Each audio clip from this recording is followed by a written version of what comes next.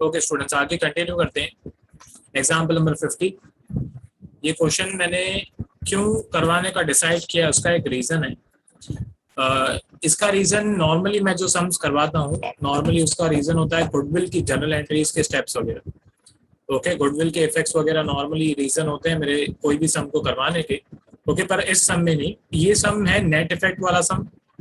मतलब सॉरी, इस क्वेश्चन में न्यू पार्टनर अपना प्रीमियम का पैसा कैश में नहीं लेके आएगा। वो यहाँ पे लिखा भी हुआ है, मैंने भी आपको बता दिया, पर वो रीजन नहीं है इस सम को करवाने का। इस सम को करवाने का मेरा रीजन है एडजस्टमेंट्स। ठीक है, इसमें अच्छी अच्छी एडजस्टमेंट्स दी हुई है, कॉमन एडजस्टमेंट्स हैं जो कि एग्जाम में आती हैं, उसकी वजह से ये सम मैं आपको करवा रहा हूँ। एग्जाम्पल नंबर 50, क्वेश्चन की इमेज मैंने डाल दी है। फॉर्मेट जैसे हम रोज बनाते हैं, सबसे पहले profit and loss adjustment account बोलो या रिवैल्यूएशन अकाउंट बोलो, आधे पेज का आपको ये बनाना है।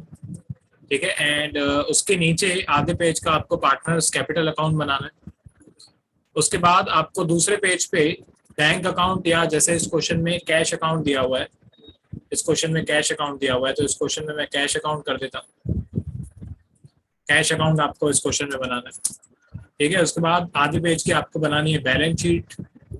फिर गुडविल अकाउंट कभी काम आता है, कभी काम नहीं आता है। इस क्वेश्चन में काम नहीं आएगा मेरे हिसाब से। ठीक है, एंड उसके बाद पार्टनर्स करंट अकाउंट। ठीक है, अब ये मैं क्यों बनवाता हूँ, तो जब भी नेट इफेक्ट मेथड होता है तब करंट अकाउंट आपको बनाना होता है। ठीक है, ये क्यों बनाना होता है, इसका एक रीजन है। कल भी जो मैंने सम आपको करवाया था उसमें half amount premium for cash की कैश में आई थी, एंड हाफ अमाउंट जो है वो नेट इफेक्ट मेथड थी। ठीक है, तो जो नेट इफेक्ट वाला पार्ट है वो सी के अकाउंट में हम यहाँ पे डेबिट करते हैं, करंट अकाउंट में। कैपिटल अकाउंट में से पैसे नहीं काटना, पूरा रॉन्ग हो जाएगा सब।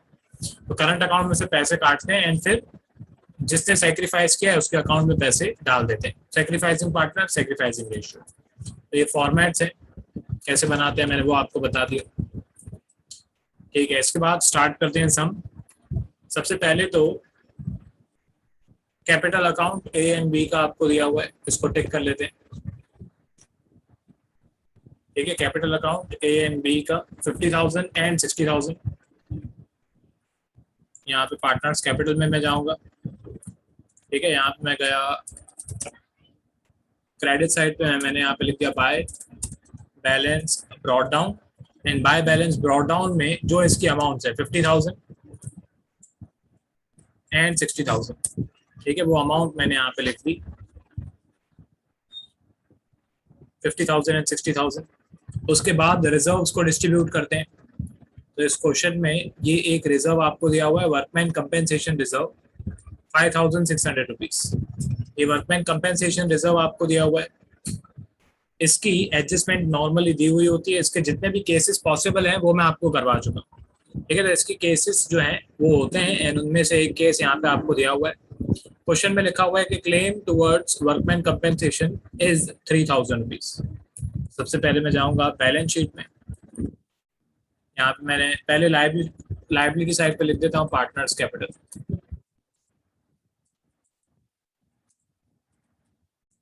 ए बी सी। ठीक है, एंड उसके नीचे मैं यहाँ पे लिख देता हूँ workman compensation reserve.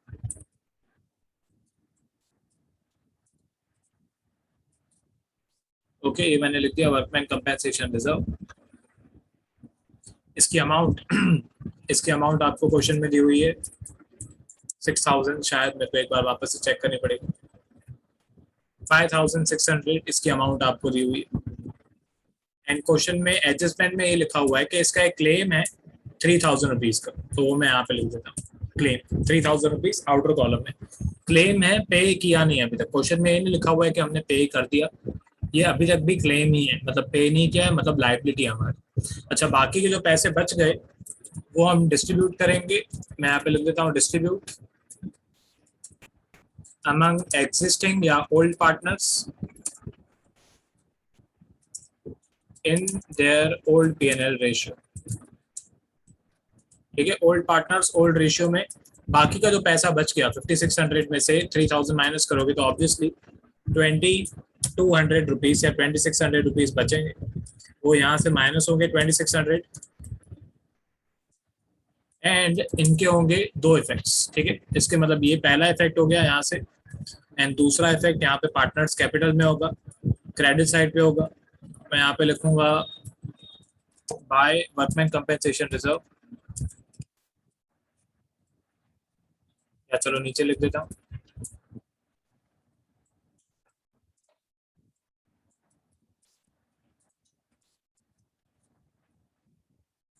Short form चलेगा। अच्छा, अब इसको ओल्ड रेशियो में हम डिस्ट्रीब्यूट करेंगे, तो सबसे पहले तो ये देखना पड़ेगा कि ओल्ड रेशियो कितना है। तो क्वेश्चन में यहाँ पे लिखा हुआ है A and B are the partners, उनकी बैलेंस शीट दी हुई है।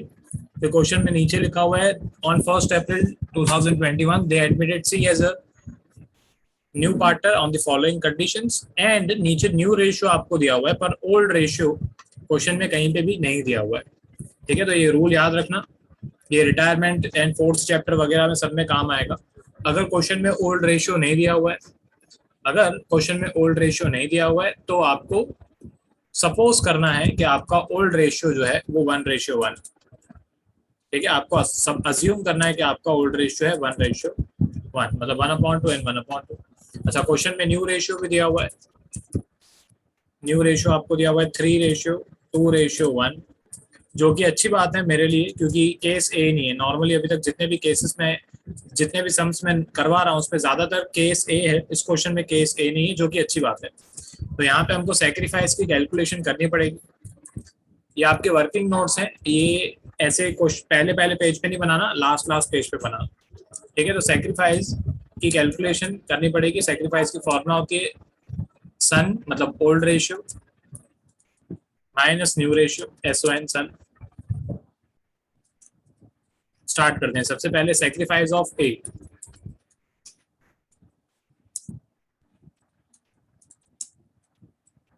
ए का ओल्ड रेशियो था 1/2 माइनस ए का न्यू रेशियो है 3/6, तो एलसीएम आएगा 6। यहाँ पे नीचे भी 3 से मल्टीप्लाई करेंगे, ऊपर भी 3 से मल्टीप्लाई करेंगे। ठीक है, तो इसका आंसर आ रहा है अपॉन में आ जाएगा 6, यहाँ पे आ जाएगा 3 1 जा 3 -3, तो इसका आंसर आ रहा है 0/6। 0/6 मतलब 0। तो ए ने कोई सेक्रीफाइस किया ही नहीं। तो सिंपल सी बात है, अगर ए ने कोई सेक्रीफाइस किया ही नहीं है तो जितना भी सेक्रीफाइस, जितना भी बलिदान किया है वो बी नहीं किया है। बी का सेक्रीफाइस मेरे को पहले से ही पता है 1/6 आएगा, क्योंकि सी का न्यू रेशियो है 1/6। फिर भी कैलकुलेट करते हैं, 1/2 माइनस 2/6, बी का old ratio, new ratio minus उसमें से, यहाँ पे भी नीचे 3 से मल्टीप्लाई करेंगे, ऊपर भी 3 से मल्टीप्लाई करेंगे। ओके, तो ये हो जाएगा 3 - 2/6, 3 - 2/6, एंड इसका आंसर आएगा 1/6। ठीक है, मतलब सिर्फ बी ने ही सेक्रीफाइस किया है इस क्वेश्चन में, तो जितना भी प्रीमियम फॉर गुडविल का पैसा होगा वो सिर्फ और सिर्फ बी को ही मिलेगा। ठीक है, चलो अब प्रीमियम सबसे पहले तो ये देख लेते हैं कि सी कितना लेके आने वाला है। तो क्वेश्चन में लिखा हुआ है कि she will bring 40,000 rupees as his capital, 40,000 रुपये इसका कैपिटल का आएगा।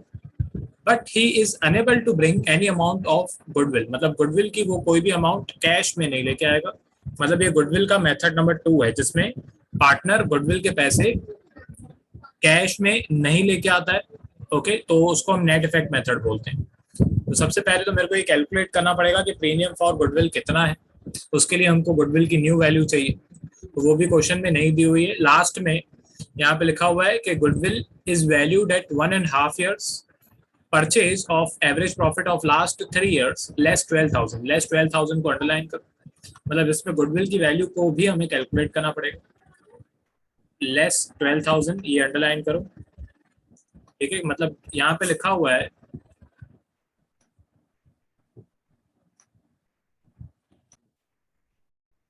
ओके, तो मैं बोल रहा था कि सी जो है वो 40,000 कैपिटल का लेके आएगा एंड गुडविल की प्रीमियम की अमाउंट नहीं लेके आएगा।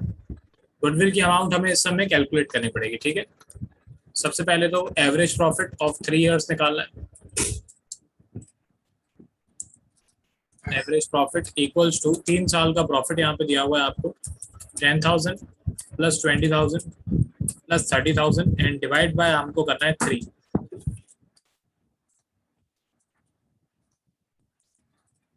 ओके, तो यहाँ पे इक्वल्स टू 10 प्लस 20 प्लस 30 वो होता है 60,000 एंड 60,000 डिवाइड बाय 3 होता है 30,000।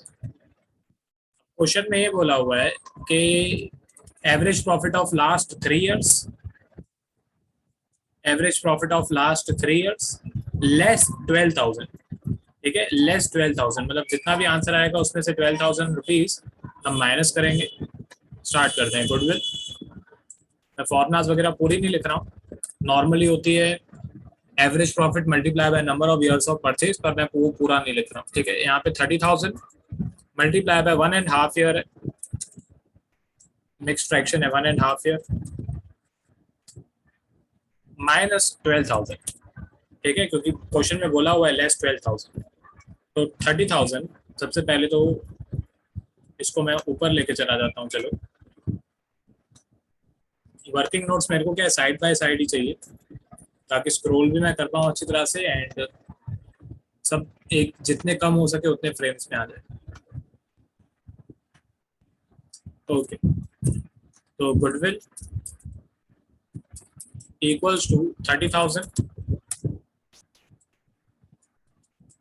मल्टीप्लाई बाय ये 2 1 2 एंड 2 + 1 3, तो ये हो जाएगा 3/2 माइनस 12,000 इक्वल्स टू, अब इसकी कैलकुलेशन कर देता हूँ, तो 30,000 मल्टीप्लाई बाय 3/2 ये होता है 45,000, सॉरी मेरी मिस्टेक है, 30,000 मल्टीप्लाई बाय 3/2 45,000।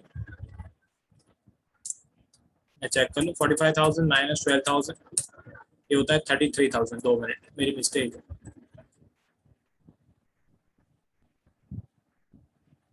कोई मेरी मिस्टेक है शायद।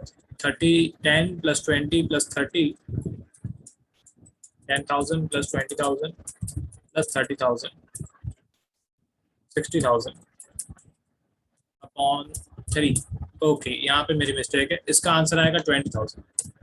ठीक है, मेरे को लगा मेरी कोई मिस्टेक है, यहाँ पे 20,000 आएगा। ओके, आगे बढ़ते हैं, तो फिर यहाँ पे भी चेंज करना पड़ेगा मेरे को। 20,000 20,000, ठीक है, तो ये हो जाएगा 20,000 मल्टीप्लाई बाय 3/2 वो होता है 30,000, एंड 30,000 में से ये 12,000 माइनस करेंगे, तो बाकी आंसर आएगा हमारा 18,000। तो 18,000 जो है वो हमारी गुडविल की वैल्यू है, न्यू गुडविल की वैल्यू है 80,000। चेक भी कर लेता हूँ, 30 माइनस 12 18,000। परफेक्ट, अब गुडविल की न्यू वैल्यू आ गई। इसके बाद हम प्रीमियम फॉर गुडविल कैलकुलेट कर सकते हैं। ठीक है, प्रीमियम फॉर गुडविल या of goodwill equals to new goodwill multiply by gain. ठीक है, मतलब जितना भी ऑब्वियसली न्यू पार्टनर जो है उससे फायदा हुआ। ठीक है, तो premium for goodwill equals to 18,000 multiply by जो न्यू पार्टनर है उसका न्यू रेशियो है 1/6, तो 18,000 मल्टीप्लाई बाय 1/6, इसका आंसर 3,000 आएगा। Enter 3,000, perfect. तो 3,000 रुपीज जो है इसे देने थे, नॉर्मली इसे 3,000 रुपीज जो है वो देने थे, पर ये जो 3,000 रुपीज है ये कैश में नहीं लेके आएगा, तो ये इसके करंट अकाउंट में से हम काटेंगे। एंड जिसने सेक्रीफाइस किया है, सेक्रीफाइस सिर्फ ये अपने बी ने किया है सिर्फ, तो ये पूरा का पूरा 3,000 का 3,000 रुपये बी के अकाउंट में क्रेडिट करेंगे। तो इसके लिए मैं फिलहाल एक करंट अकाउंट बना रहा हूँ, एंड ये हमेशा छोटा सा करंट अकाउंट बनाओ। अगर आपको इफेक्ट समझ में नहीं आते हैं तो नॉर्मली ये बोला नहीं हुआ है करंट अकाउंट बनाने के लिए, पर फिर भी मैं हमेशा बनाता हूँ। तो सी के करंट अकाउंट में से पैसा डेबिट होगा, कैपिटल अकाउंट में से डेबिट मत करना, लोचे हो जाएंगे बहुत। तो यहाँ से डेबिट होगा 3,000, मैं यहाँ पे लिखूंगा 2 B capital account, and obviously इसमें ए एंड बी में कोई अमाउंट नहीं आने वाली। ये अमाउंट जो है दूसरा इसका इफेक्ट होगा अपना कैपिटल अकाउंट में, बी के कैपिटल अकाउंट में। बी के कैपिटल अकाउंट में मैं यहाँ पे लिखूंगा 3,000। ठीक है, एंड यहाँ पे मैं लिखूंगा बाय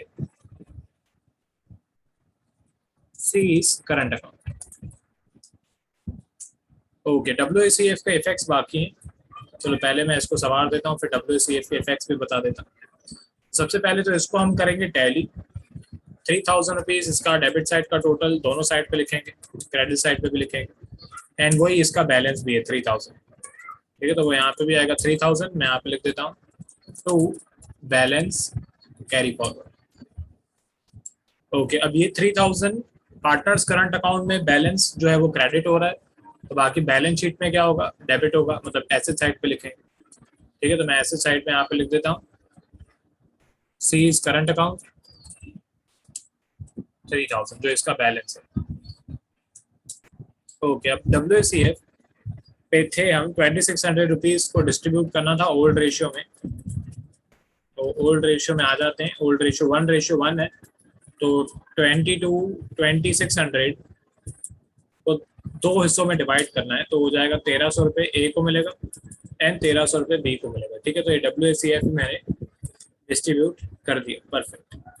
इसके बाद आगे बढ़ते हैं, ये कैपिटल के कितने पैसे लेके आया? कैपिटल के लिए क्या है, 40,000 रुपीज, टिक कर देते हैं। ये कैश है हमारे पास 10,000 रुपीज एंड सी जो है वो 40,000 रुपीज अपना कैपिटल का लेके आए। तो यहाँ पे कैश अकाउंट में गए, डेबिट साइड पे गए 60,000 रुपीज, सॉरी 10,000 रुपीज मैंने पहले लिख दिया।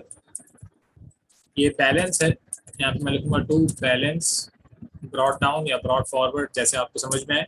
एंड दूसरा सीज कैपिटल, 40,000 रुपीज सी का कैपिटल है। ये भी सेम कैश अकाउंट, भी आपको क्वेश्चन में नहीं बोलते हैं बनाने के लिए, मैं अपनी तरफ से बताता हूँ ताकि अच्छी तरह से समझ में आए। इसका दूसरा इफेक्ट होगा 40,000 का पार्टनर्स कैपिटल में, क्रेडिट साइड पे। कैश में हुआ डेबिट तो पार्टनर्स कैपिटल में होगा क्रेडिट, 40,000 रुपीज सी के अकाउंट में मैं यहाँ पे लिख देता हूँ बाय कैश अकाउंट 40,000 रुपीज। अच्छा, अब ये जो है अपना पार्टनर्स, अच्छा गुडविल अकाउंट इसमें कोई काम नहीं आया क्योंकि प्रीमियम गुडविल की ओल्ड वैल्यू क्वेश्चन में दी नहीं हुई है एंड प्रीमियम फॉर गुडविल भी कैश वगैरह में आया नहीं, तो ये अकाउंट इस क्वेश्चन में कोई काम नहीं आया। चले कोई, करंट अकाउंट में आपको बता रहा था कि करंट अकाउंट अगर आपको सपोज करो नहीं बनाना है तो डायरेक्टली इसका इफेक्ट कैसे करोगे आप। ठीक है, तो करंट अकाउंट अगर आपको नहीं बनाना है, ध्यान दो, सबसे फर्स्ट पॉइंट, अगर क्वेश्चन में फिक्स्ड कैपिटल मेथड का यूज कर रहे हैं तो करंट अकाउंट आपको बनाना पड़ेगा। एंड नॉर्मली जितने भी हम एंट्रीज, जितने भी इफेक्ट्स हम कैपिटल अकाउंट में करते हैं उतने वो सारे इफेक्ट्स करंट अकाउंट में होंगे। अगर क्वेश्चन में ये लिखा हुआ है कि form follows fixed capital method, क्योंकि फिक्स्ड कैपिटल मेथड में पार्टनर्स करंट अकाउंट भी बनता है एंड कैपिटल भी बनता है, तो सारे ट्रांजैक्शन करंट अकाउंट में होते हैं। ठीक है, प्रॉफिट है, लॉस है, ये WACF को जो मैंने डिस्ट्रीब्यूट किया, नॉर्मली अगर फिक्स्ड कैपिटल मेथड हो तो करंट अकाउंट में करते हैं, पर फ्लक्चुएटिंग कैपिटल मेथड में सिर्फ कैपिटल अकाउंट ही बनता है, तो उसमें करंट अकाउंट बनाने की जरूरत नहीं है। आपको क्वेश्चन में बनाने के लिए बोला भी नहीं हुआ है।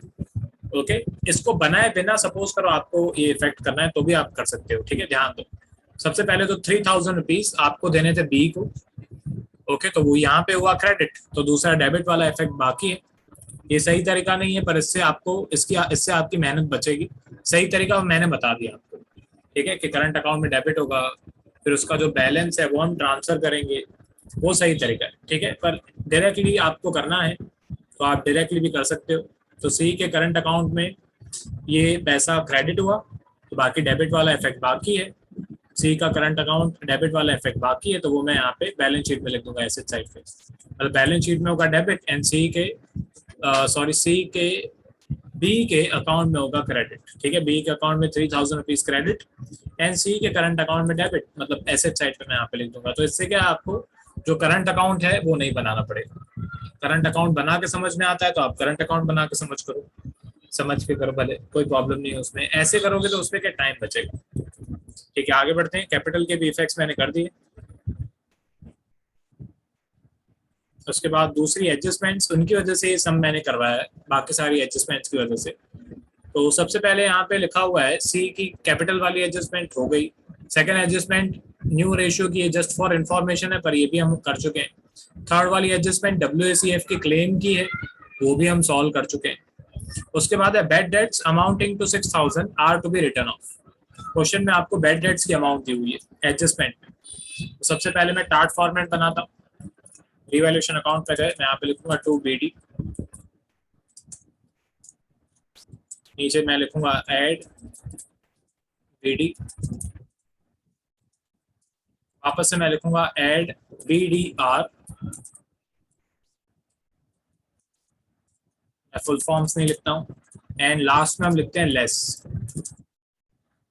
BDR। ठीक है, BDR मतलब bad debt reserve and BD मतलब बैड डेट्स। यहाँ पे A आएगा, यहाँ पे भी A आएगा एंड यहाँ पे आएगा T। ठीक है, तो ये टार्ट फॉर्मेट है।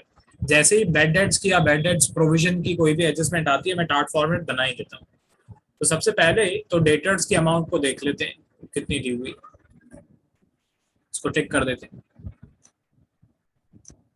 डेटर्स की अमाउंट आपको दी हुई है 80,000। बाहर वाली अमाउंट हमारे कोई काम की नहीं, ये मैं पहले भी बता चुका हूँ, मैं अभी भी बता रहा हूँ। इसमें हमारे काम की 80,000 वाली अमाउंट है। ये 76,000 रुपीज जो है ये हमारे कोई काम की नहीं है, स्क्रिबल कर दो इसको। ठीक है, नीचे आ जाते हैं। पहले मैं लिख देता हूँ एसेट साइड पे डेटर्स, उसके बाद एडजस्टमेंट सॉल्व करते हैं। ठीक है, डेटर्स 80,000 रुपीज इनर कॉलम। अब देखते हैं क्या क्या है एडजस्टमेंट। तो क्वेश्चन में लिखा हुआ है कि बेड डेट्स हो गए 6,000 रुपीज के। Bad debts amounting to 6,000 are to be written off. तो मैं डेटर्स में गया, मैं यहाँ पे लिखूंगा लेस बेड डेट्स, एंड ये एडजस्टमेंट में दिया हुआ है तो ये बेड डेट्स एडजस्टमेंट वाला। अच्छा, टी का मतलब होता है ट्रायल बैलेंस, पर ऑब्वियसली बैलेंस शीट आपको दी हुई है एडमिशन चैप्टर में, तो टी की जगह पे आप डी भी लिख सकते हो। ओके, पर मेरे को ज्यादा सही लगता है टार्ट फॉर्मेट। ठीक है, ओके, फाइनल अकाउंट्स में आता था तो मैं स्टूडेंट्स को ऐसे ही याद करवाता हूँ टार्ट फॉर्मेट। अब यहाँ पे आपको बेड डेट्स जो है वो क्वेश्चन में दिया हुआ है 6,000। ओके, मैं यहाँ पे जाऊंगा टार्ट फॉर्मेट में, बेड डेट्स ट्रायल बैलेंस में तो नहीं दिए हुए हैं, तो यहाँ पे मैं लगाऊंगा स्लैश, नीचे बेड डेट्स एडजस्टमेंट में आपको दिए हुए हैं 6,000। बेड डेट रिजर्व क्वेश्चन में देख लेते हैं कोई परसेंटेज वगैरह दिया हुआ है। क्रेडिटर्स, अनरिकॉर्डेड, आउटस्टैंडिंग, शिखा, गुडविल, कोई बेड डेट रिजर्व का परसेंटेज वगैरह नहीं दिया हुआ है एडजस्टमेंट में, तो वहां पे भी मैं लगा देता हूँ dash dash. And bed date reserve आपको ट्रायल बैलेंस में दिया हुआ है। ठीक है, ये रहा क्वेश्चन में लिखा हुआ है provision for doubtful debts 4,000 rupees, ये हमारे बेड डेट्स की अमाउंट है। बेड डेट रिजर्व तो 4,000 रुपीज यहाँ से माइनस होंगे, तो आउटर कॉलम में आएगा 2,000। एंड और कोई अमाउंट डेटर्स के रिलेटेड नहीं है, तो यहाँ पे भी मैं प्लस माइनस करके 74,000 रुपीज यहाँ पे भी लिख देता हूँ। नॉर्मली क्या होता है, अगर आपको डेटर्स की कोई एडजस्टमेंट नहीं दी हुई है, ठीक है, अज्यूम करो आपको डेटर्स की कोई एडजस्टमेंट नहीं दी हुई है, तो जैसे क्वेश्चन में आपको डेटर्स दिया हुआ है 80-4, आउटर कॉलम में 76, वैसे ही मैं सेम टू सेम चिपका देता हूँ यहाँ पे। ठीक है, अगर कोई एडजस्टमेंट नहीं दी हुई हो तो, पर जैसे अभी एडजस्टमेंट दी हुई है तो वो 4,000 रुपीज आपको डेटर्स में से माइनस नहीं करना है, तो ये 4,000 रुपीज आप यहाँ पे ट्रायल बैलेंस में लिखोगे, सॉरी रिवैल्यूएशन अकाउंट में लिखोगे टार्ट फॉर्मेट में। ठीक है, तो इस चीज का ध्यान रखना। ये एडजस्टमेंट भी सॉल्व हो गई। ये बेसिक बेसिक एडजस्टमेंट्स हैं जो कि हर ज्यादातर सम्स में आती हैं। ओके, इसीलिए ये सब मैं करा रहा हूँ। ये नेट इफेक्ट मेथड में सिखा चुका हूँ, उसमें कुछ न्यू नहीं है। न्यू ये एडजस्टमेंट्स हैं क्योंकि बेसिक एडजस्टमेंट्स हर सम में आती है। तो ये हो गया बेड डेट्स। फिर क्रेडिटर्स की वैल्यू आपको दी हुई है, क्वेश्चन में लिखा हुआ है कि creditors are to be paid 2,000 more, मतलब 2,000 रुपए ज्यादा देने हैं क्रेडिटर्स को। तो सबसे पहले तो क्रेडिटर्स जो है ये रहे 30,000 रुपीज के क्रेडिटर्स हैं, इसको टिक कर देते हैं। लाइबिलिटी साइड पे जाते हैं, यहाँ पे मैं लिख देता हूँ क्रेडिटर्स 30,000 रुपीज। ओके, उसके बाद क्वेश्चन में लिखा हुआ है कि 2,000 रुपए ज्यादा देने, यहाँ पे मैं लिखूंगा add to be paid more 2,000 rupees. And outer column में तो 32,000 रुपीज आ जाएगा। आउटर कॉलम वाली कोई भी अमाउंट हमारे कोई काम की नहीं होती, दूसरे इफेक्ट्स हमेशा ये अंदर वाली अमाउंट्स के ही होते हैं। ठीक है, तो आउटर कॉलम में 32,000 का कोई दूसरा इफेक्ट नहीं होता है, जो 2,000 रुपए ज्यादा देने हैं उसका इफेक्ट होगा। ध्यान दो, क्रेडिटर्स को पहले देने थे 30,000, क्वेश्चन में लिखा हुआ है कि अभी 2,000 रुपए ज्यादा देने हैं, मतलब क्रेडिटर्स हमारी लाइबिलिटी की वैल्यू बढ़ गई। लाइबिलिटी की वैल्यू जब बढ़ती है तो हमारा लॉस होता है, जैसे एसेट की वैल्यू बढ़ती है तो हमारा प्रॉफिट होता है, लाइबिलिटी की वैल्यू बढ़ जाती है तो हमारा लॉस होता है। तो रिवैल्यूएशन अकाउंट में मैं जाऊंगा, यहाँ पे मैं लिखूंगा डेबिट साइड पे टू क्रेडिटर्स। ठीक है, लॉस हुआ तो यहाँ पे डेबिट कर देंगे। आगे बढ़ते हैं। उसके बाद क्वेश्चन में लिखा हुआ है 2,000 rupees to be provided for an unrecorded liability for damages. तो क्वेश्चन में एक अनरिकॉर्डेड लाइबिलिटी है, ऑब्वियसली वो आपको यहाँ पे बैलेंस शीट में नहीं मिलेगी क्योंकि अनरिकॉर्डेड है। ओके, तो ये 2,000 रुपीज अनरिकॉर्डेड लाइबिलिटी है हमारी। डैमेजेस की क्वेश्चन में लिखा हुआ है कि अनरिकॉर्डेड लाइबिलिटी फॉर डैमेजेस, मतलब डैमेजेस हुए थे कोई, हमको पे करना बाकी है। ठीक है, चलो यहाँ पे लिख देते हैं ऐसे साइड पे डैमेजेस पेएबल या डैमेजेस आउटस्टैंडिंग, जो आपको समझ में है। पहले थे 0 रुपीज एंड अभी 2000 रुपीज हो गए हैं, तो मतलब आउटर कॉलम में मैं लिखूंगा 2000। अब ये लाइबिलिटी थी, लाइबिलिटी की वैल्यू अनरिकॉर्डेड थी, मतलब 0 रुपीज थी, पर अभी 2000 रुपीज पे करने पड़ेंगे, तो ये लाइबिलिटी की वैल्यू बढ़ गई, वापस से लाइबिलिटी की वैल्यू बढ़ गई तो हमारा लॉस हो गया। तो 2000 रुपीज में यहाँ पे लिखूंगा, यहाँ पे मैं लिख देता हूँ 2 डैमेजेस पेड या आउटस्टैंडिंग, जो आपको समझ में। ये इसके दो इफेक्ट्स हो गए, ठीक है। आगे बढ़ते हैं। इसके बाद क्वेश्चन में लिखा हुआ है outstanding expenses to be brought down to 1200, ठीक है, दोनों में डिफरेंस है। अगर क्वेश्चन में यहाँ पे बाय लिखा हुआ होता 1200 तो पूरा कैलकुलेशन चेंज हो जाती, क्वेश्चन में 2 लिखा हुआ है तो कैलकुलेशन चेंज हो जाएगी। सबसे पहले तो आउटस्टैंडिंग एक्सपेंसेस है 3000, ये हमारी लाइबिलिटी है। मैं लाइबिलिटी साइड पे गया, यहाँ पे मैंने लिखा आउटस्टैंडिंग एक्सपेंसेस, आउटस्टैंडिंग एक्सपेंसेस हैं टोटल 3000। मैं एक बार वापस से चेक कर लेता हूँ 3000। अब क्वेश्चन में लिखा हुआ है outstanding expenses are to be brought down to 1200। अभी यहाँ पे 2 शब्द का यूज किया है, मतलब आउटस्टैंडिंग एक्सपेंसेस की वैल्यू 1200 है अभी। सपोज करो, यहाँ पे मैं वापस रिपीट करता हूँ क्योंकि क्वेश्चन में यहाँ पे लिखा हुआ है 2, मतलब आउटस्टैंडिंग एक्सपेंसेस की वैल्यू आपको अप टू 1200 कर देनी है, मतलब आउटस्टैंडिंग एक्सपेंसेस 1200 रुपीज अभी भी बाकी है। सपोज करो इस क्वेश्चन में लिखा हुआ होता कि outstanding expenses are to be reduced by 1200, तो फिर वो 1200 में यहाँ से माइनस करता, ठीक है, फिर 1200 यहाँ से माइनस होते, ठीक है। अब क्वेश्चन में 2 शब्द दिया हुआ है तो 1200 आउटर कॉलम में लिखेंगे, एंड बाकी जो डिफरेंस आएगा यहाँ पे मैं लिख देता हूँ रिड्यूस्ड या रिड्यूस्ड 1800, तो अभी यहाँ पे 1800 के 2 इफेक्ट्स होंगे, ठीक है। हमारा लाइबिलिटी थी, लाइबिलिटी की वैल्यू कम हो गई, मतलब हमारा प्रॉफिट हो गया 1800। रिवैल्यूएशन अकाउंट पे जाएंगे, क्रेडिट साइड पे जाएंगे, यहाँ पे मैं लिख देता हूँ 2 आउटस्टैंडिंग एक्सपेंसेस,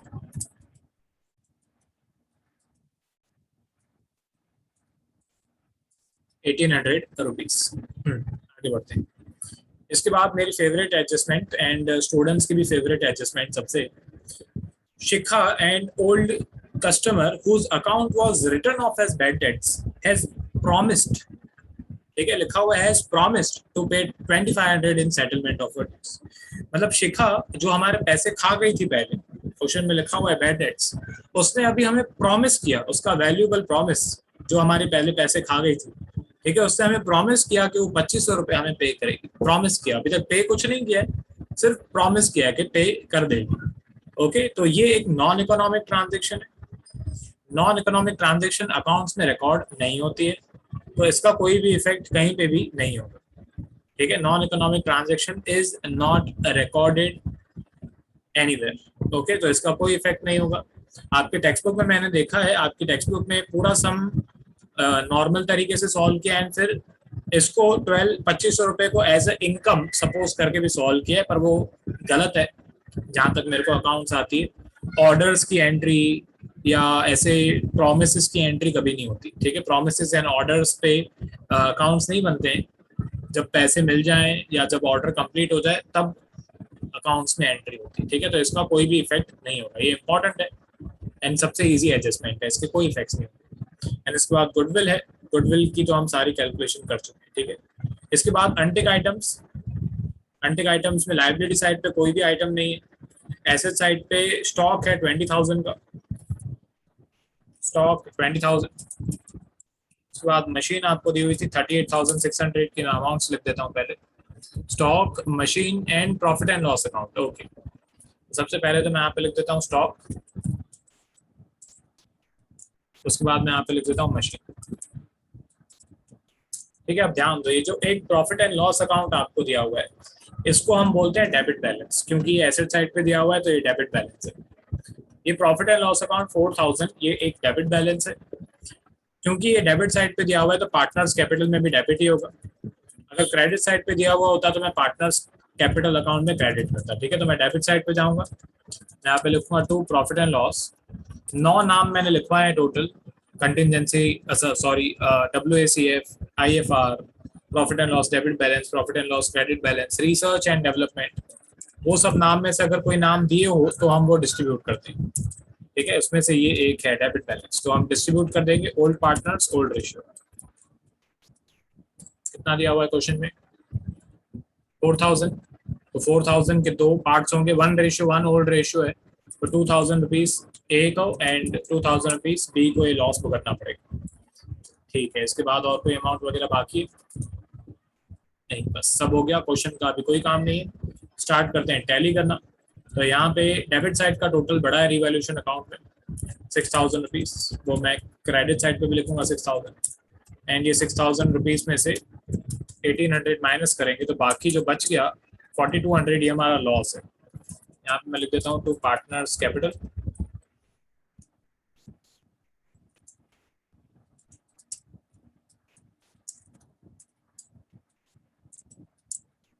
ब्रैकेट में मैं लिख देता हूँ loss and A and B, ठीक है। ओल्ड पार्टनर्स ओल्ड रेशियो, तो 24 एंड 4200 के दो पार्ट्स होंगे, 2100 एंड 2100, ये रिवैल्यूएशन अकाउंट में होंगे क्रेडिट, पार्टनर्स कैपिटल अकाउंट में होंगे डेबिट, ठीक है। यहाँ पे मैं लिखूंगा 2100 2100 टू रिवैल्यूएशन अकाउंट, ब्रैकेट में लॉस लिखना जरूरी। ओके, ये भी इफेक्ट हो गया यहाँ पे। इसके बाद इसको टैली कर लेते हैं, फॉर्मूला लगा देता हूँ मैं सब में।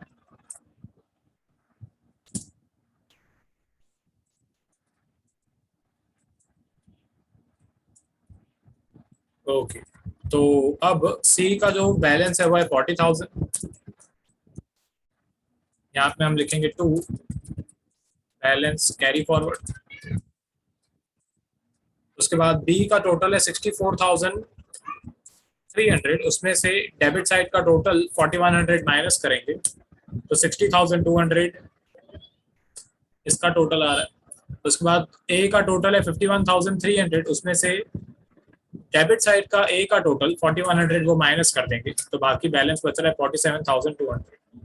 अभी तीनों अमाउंट्स बैलेंस शीट में होंगे क्रेडिट, ठीक है। यहाँ पे हुआ डेबिट, बाकी बैलेंस शीट में होगा डेबिट।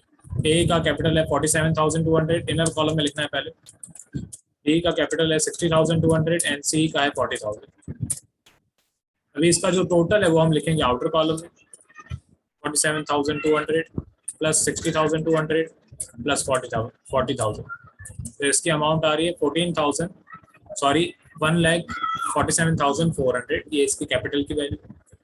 बाकी कैश का हमेशा डेबिट साइड का टोटल बड़ा ही होगा, 50,000 रुपीज, 50,000 रुपीज, यहाँ पे भी मैं लिखूंगा 50,000 रुपीज,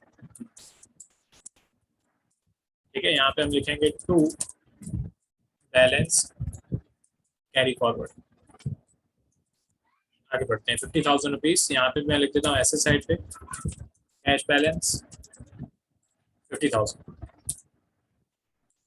ओके, अब बैलेंस शीट का एसेट साइड का टोटल एंड लायबिलिटी साइड का टोटल सेम आना चाहिए,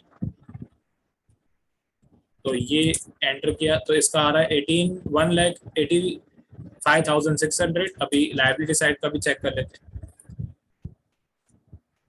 ठीक है। तो लायबिलिटी साइड का टोटल भी आ रहा है 1,85,600, परफेक्ट, सब हो गया। अब मैं एक बार स्क्रॉल कर देता हूँ, ठीक है।